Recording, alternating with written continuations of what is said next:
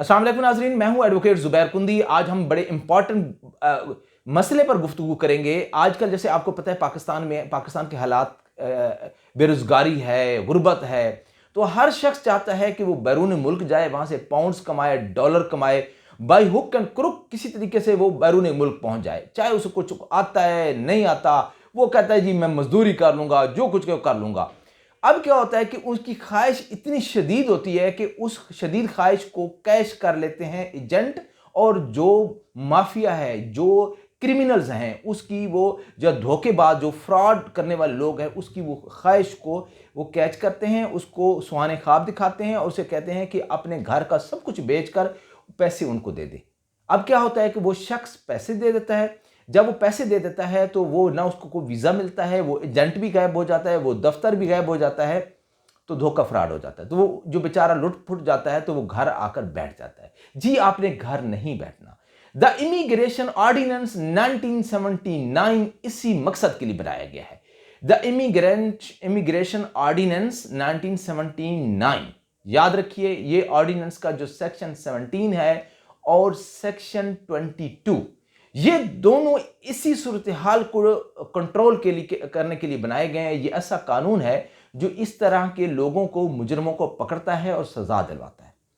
जी हां, कोई शख्स अपने आप को प्रमोटर समझे और कहे कि आपको बैरून मुल्क में रोजगार दिलवाऊंगा, और अगर वो पैसे खा जाता है, रोजगार नहीं दिलवाता, तो आप उसके खिलाफ कहां कंप्लेंट करेंगे? जी हां, आप उसके खिलाफ कंप्लेंट करने के लिए FIA के ऑफिस जाएंगे।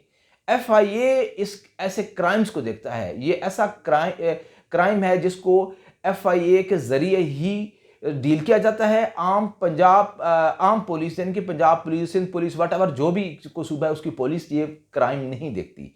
ये फेडरल इन्वेस्टिगेशन की डोमेन में आता है, एजेंसी की डोमेन में आता है। अब ये देखते हैं कि अगर इस तरह की कोई वक़ूआ हो जाए तो आप सबसे पहले ये है कि आप सबूत इकट्ठे करें।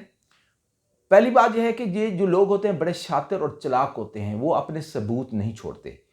आपसे नकद पैसे लेते हैं जो कि आपने नहीं देने थे या नहीं देने।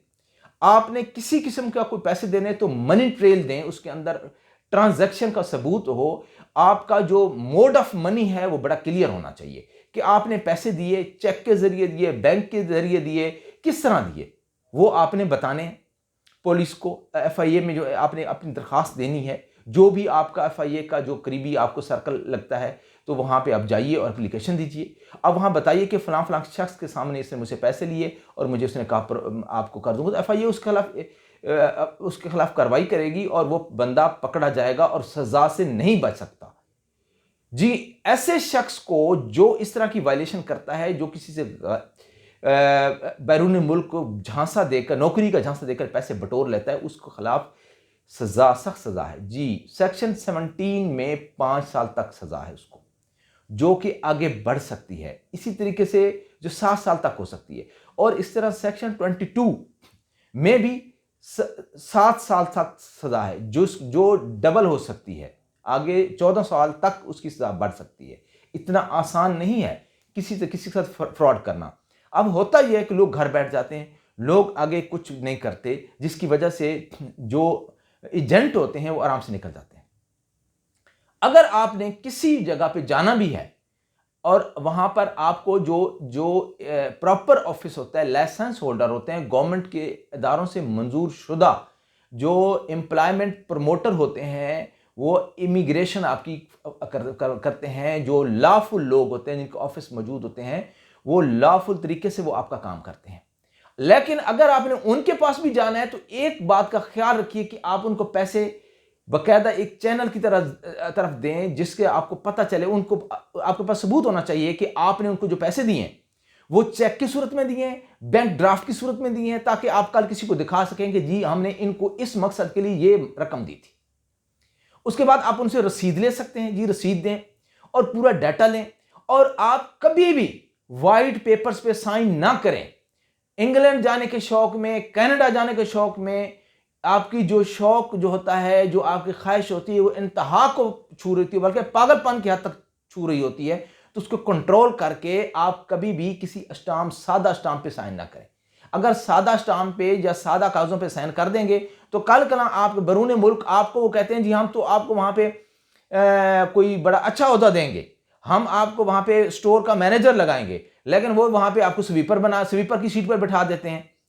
तो अब क्या करते हैं, आप उनके खिलाफ दावा करते हैं कि जी कि मैं इन्होंने मुझे वीज़ा भी ठीक दिया, दूसरे मुल्क भी ठीक गया, लेकिन इन्होंने मुआहदे के मुताबिक जब मुझे जो इन्होंने काम बताया था उसको मुझे उन्होंने नहीं दिया।